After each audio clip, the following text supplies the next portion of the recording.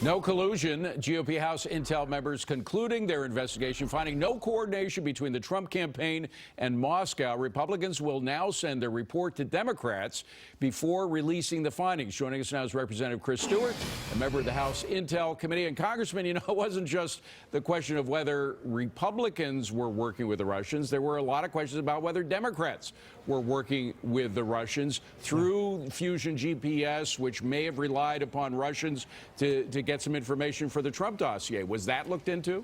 Well, we were, although that wasn't the focus. And look, the irony of this is extraordinarily rich, isn't it? And I think some of my Democratic colleagues may wish when this is all over that they'd never started this investigation. But look, no one can be terribly surprised that we didn't find evidence of collusion between the Trump campaign and Russian officials. We've known that for months.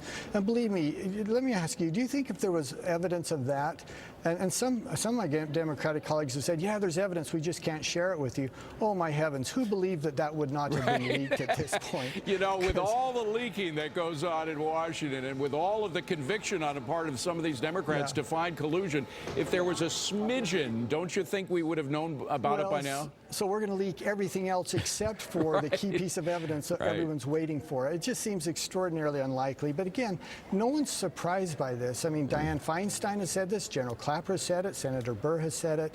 And the American people at the end of the day are willing to look at this and say, you know, if there's no evidence, and if I can make a point, and that is we have accused people of essentially treason. This isn't just jaywalking. Right. And that's one of the reasons we wanted to release this report. To be fair to those individuals, we want to remove that cloud that hangs over them. These are serious accusations. And if at the end of the day they're innocent, they deserve to be told that, for the American people to know that. You know, of greater concern to a lot of people who are watching is whether or not certain agencies of the U.S. government, namely the FBI, the Department of Justice, and even the State Department, were involved in an effort to keep Donald Trump out of the White House, to use their powers to do that. Is that in the purview of your investigation? Because it could involve, as I mentioned before, through Fusion and the Trump dossier, the Russians.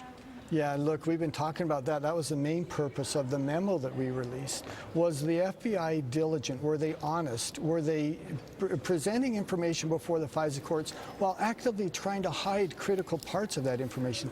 I've talked with a number of federal judges, and they would have been furious if they had been presented this information, and some of this was hidden from them. By the way, that's the reason the FISA court is secret, so they can present everything. There was no reason at all that they shouldn't have been more straightforward, and that's, I think, where our investigation now will continue to look.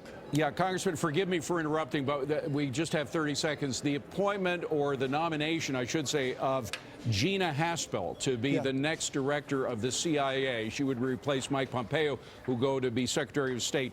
A number of people, particularly on the left, even though she's received full support from Republicans and Democrats who worked for the CIA before, some people on the left say because of her background working with rendition, being in charge of a facility in Thailand that may have used waterboarding, she's unfit for that office. Your feelings? Well, I think she's actually a great choice, as was Mike Pompeo, a very close friend of mine. Both of those are great leaders. They have the background and the capabilities to lead the CIA.